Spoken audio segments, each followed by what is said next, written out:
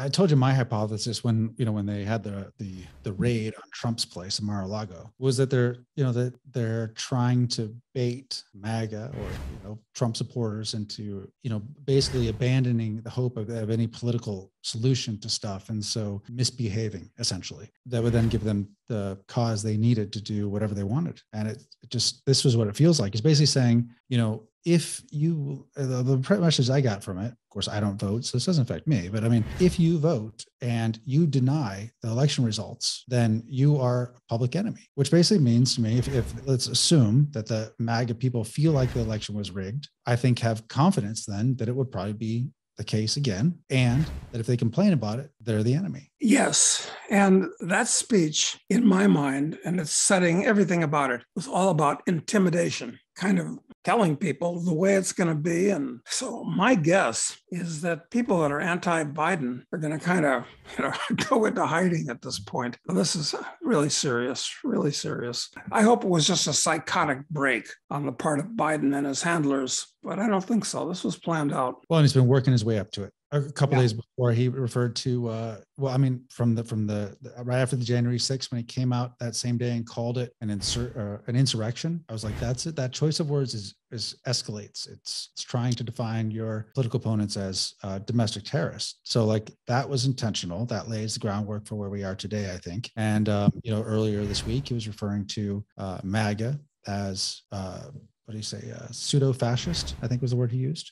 Yes, I would not doubt at this point that there is going to be a Reichstag fire. I mean, false flag, right? Yeah, these things actually happen where when the timing is right, something happens and you blame it on, the people you designate as the bad guys. Actually, I was watching it live on a stream on YouTube, and about halfway through the speech, the feed died. And I thought, oh God, someone actually, they're faking an assassination attempt. And then I flipped over to it and it was working. It was still working. It was just that one that went down. I'm like, oh my God, I can't believe it. But that kind of thing you could anticipate will happen. I mean, false flag type stuff. It does seem that way. And if nothing else, they're preparing the groundwork for non-personing, half the country. I mean, that's clearly there. Yeah. The late 60s and the early 70s were very turbulent. But we're looking at much, much more turbulent times combined with a much, much weaker economy, and the financial system is on the ragged edge in addition. Anyway, I guess to be continued.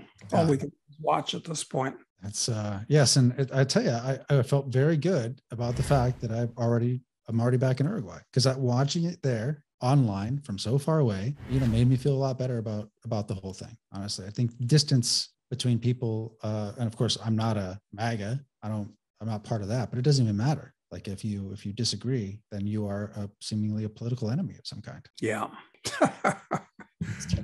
It just shows that we're just part of history, and this stuff has gone on many, many hundreds of times throughout history, and it's happening again. When it happens, it's inconvenient and unpleasant, but there's nothing you can do about it.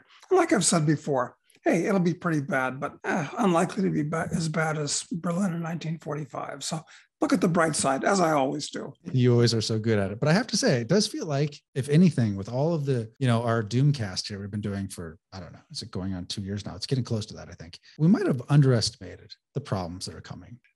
That's right. Because, years ago, when people asked me, well, how bad is this Greater Depression going to be? And I always answered, I thought it was a funny quip. It's going to be worse than even I think it's going to be. And by God, you're right. I've been right. Well, at least one of your predictions for sure is coming true. Yeah, that's right.